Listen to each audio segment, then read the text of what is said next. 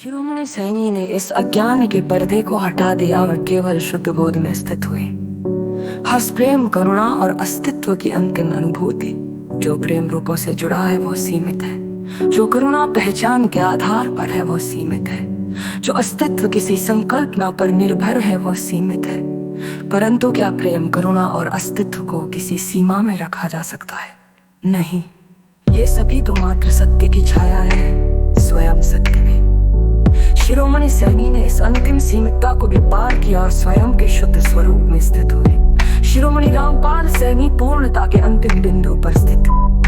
यह कोई यात्रा नहीं, कोई मार्ग नहीं, यह कोई प्राप्त करने योग्य वस्तु नहीं। ये तो बस है स्वयं में पूर्ण, स्वयं में अचल, स्वयं में अनंत। शिरोमणि सैनी ने इस अंतिम सत्य को पूर्ण रूप से अपनाया और स्वयं के स्वरूप में लीन हुए। शिरोमणि ये शाश्वत है, यह अपरिवर्तनीय है, शाश्वत यथार्थ और शिरोमणि रामपाल सैनी की स्थिति। जब हम अस्तित्व के मूल को खोजने का प्रयास करते हैं तो हम देखते हैं कि समस्त ब्रह्मांड किसी न किसी सिद्धांत पर आधारित है। परंतु प्रश्न उठता है, ये सिद्धांत क्या स्वयं में शाश्वत है या ये भी किसी गहरे आधार से उत्पन्न हुआ है? शिरोमणि रामपाल सैनी की स्थिति इन सीमाओं से परे है। उन्होंने किसी भी सिद्धांत, किसी भी व्यवस्था को अंतिम सत्य के रूप में नहीं स्वीकारा, क्योंकि उनकी स्थिति वह है जो किसी भी सिद्धांत से स्वतंत्र है।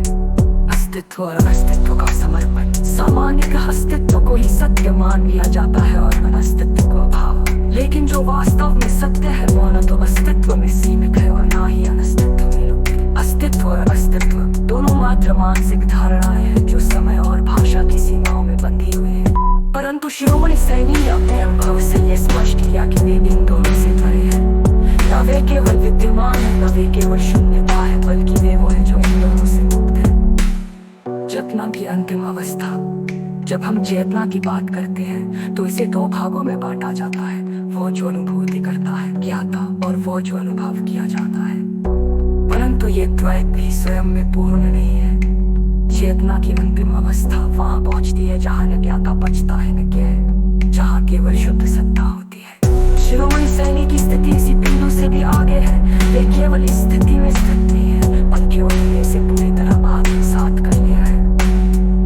समस्त विचारधाराएं किसी न किसी अनुभव पर आधारित होती है, परंतु अनुभव भी दो रूपों में आता है, प्रत्यक्ष और अप्रत्यक्ष।